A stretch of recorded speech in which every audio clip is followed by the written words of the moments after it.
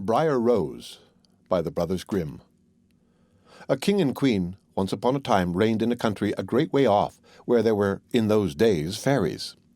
Now this king and queen had plenty of money, and plenty of fine clothes to wear, and plenty of good things to eat and drink, and a coach to ride out in every day. But though they had been married many years, they had no children, and this grieved them very much indeed. But one day, as the queen was walking by the side of the river at the bottom of the garden, she saw a poor little fish that had thrown itself out of the water and lay gasping and nearly dead on the bank. Then the queen took pity on the little fish and threw it back again into the river, and before it swam away, it lifted its head out of the water and said, "I know what your wish is, and it shall be fulfilled. In return for your kindness to me, you will soon have a daughter."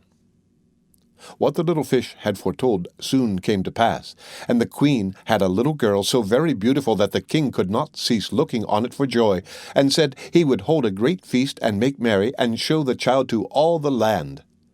So he asked his kinsmen and nobles and friends and neighbours. But the queen said, "I will have the fairies also, that they might be kind and good to our little daughter." Now there were 13 fairies in the kingdom, but as the king and queen had only 12 golden dishes for them to eat out of, they were forced to leave one of the fairies without asking her. So 12 fairies came, each with a high red cap on her head, and red shoes with high heels on her feet, and a long white wand in her hand. And after the feast was over, they gathered round in a ring, and gave all their best gifts to the little princess. One gave her goodness, another beauty, another riches, and so on till she had all that was good in the world. Just as 11 of them had done blessing her, a great noise was heard in the courtyard, and word was brought that the 13th fairy was come, with a black cap on her head, and black shoes on her feet, and a broomstick in her hand. And presently up she came into the dining hall. Now, as she had not been asked to the feast, she was very angry, and scolded the king and queen very much, and set to work to take her revenge. So she cried out, "The king's daughter shall in her 15th year be wounded by a spindle and fall down dead." Then the 12th of the friendly fairies, who had not yet given her gift, came forward, and said that the evil wish must be fulfilled, but that she could soften its mischief. So her gift was that the king's daughter, when the spindle wounded her, should not really die, but should only fall asleep for 100 years. However, the king hoped to still save his dear child altogether from the threatened evil, so he ordered that all the spindles in the kingdom should be bought up and burnt. But all the gifts of the first 11 fairies were in the meantime fulfilled, for the princess was so beautiful and well-behaved and good and wise that everyone who knew her loved her. It happened that, on the very day she was 15 years old, the king and queen were not at home, and she was left alone in the palace. So she roved about by herself, and looked at all the rooms and chambers, till at last she came to an old tower, to which there was a narrow staircase ending with a little door.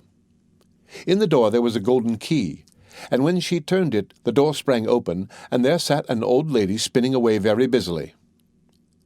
"Why, how now, good mother?" said the princess. "What are you doing there?" "Spinning," said the old lady, and nodded her head, humming a tune, while buzz went the wheel. "How prettily that little thing turns round," said the princess, and took the spindle and began to try and spin. But scarcely had she touched it before the fairy's prophecy was fulfilled. The spindle wounded her, and she fell down lifeless on the ground. However, she was not dead, but had only fallen into a deep sleep, and the king and the queen, who had just come home, and all their court fell asleep too, and the horses slept in the stables, and the dogs in the court, the pigeons on the housetop, and the very flies slept upon the walls. Even the fire on the hearth left off blazing and went to sleep. The jack stopped, and the spit that was turning about with a goose upon it for the king's dinner stood still, and the cook, who was at that moment pulling the kitchen boy by the hair to give him a box on the ear for something he had done amiss, let him go, and both fell asleep. The butler, who was slyly tasting the ale, fell asleep with a jug at his lips, and thus everything stood still and slept soundly.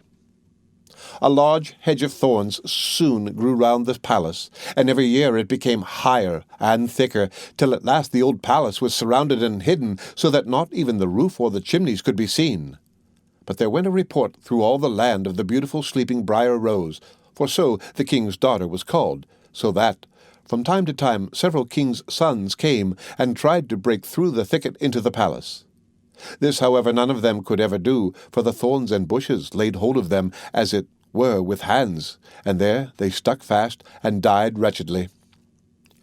After many, many years, there came a king's son into that land, and an old man told him the story of the thicket of thorns, and how a beautiful palace stood behind it, and how a wonderful princess called BRIAR ROSE lay in it asleep with all her court. He told, too, how he had heard from his grandfather that many, many princes had come and had tried to break through the thicket, but that they had all stuck fast in it and died. Then the young prince said, "All this shall not frighten me. I will go and see this BRIAR ROSE." The old man tried to hinder him, but he was bent upon going. Now, that very day, the 100 years were ended, and as the prince came to the thicket, he saw nothing but beautiful flowering shrubs through which he went with ease, and they shut in after him as thick as ever. Then he came at last to the palace, and there in the court lay the dogs asleep, and the horses were standing in the stables, and on the roof sat the pigeons fast asleep with their heads under their wings. And when he came into the palace, the flies were sleeping on the walls, the spit was standing still, the butler had the jug of ale at his lips, going to drink a draught, the maid sat with a fowl in her lap ready to be plucked, and the cook in the kitchen was still holding up her hand as if she was going to beat the boy. Then he went on still farther, and all was so still that he could hear every breath he drew, till at last he came to the old tower, and opened the door of the little room in which BRIAR ROSE was. And there she lay, fast asleep on a couch by the window. She looked so beautiful that he could not take his eyes off her, so he stooped down and gave her a kiss. But the moment he kissed her, she opened her eyes and awoke, and smiled upon him. And they went out together, and soon the king and queen also awoke, and all the court, and gazed on each other with great wonder. And the horses shook themselves, and the dogs jumped up and barked. The pigeons took their heads from under their wings, and looked about and flew into the fields. The flies on the walls buzzed again. The fire in the kitchen blazed up. Round went the jack, and round went the spit, with the goose for the king's dinner upon it. The butler finished his draught of ale. The maid went on plucking the fowl, and the cook gave the boy the box on his ear. And then the prince and BRIAR ROSE were married, and the wedding feast was given, and they lived happily together all their lives long. The End of BRIAR ROSE by the Brothers Grimm.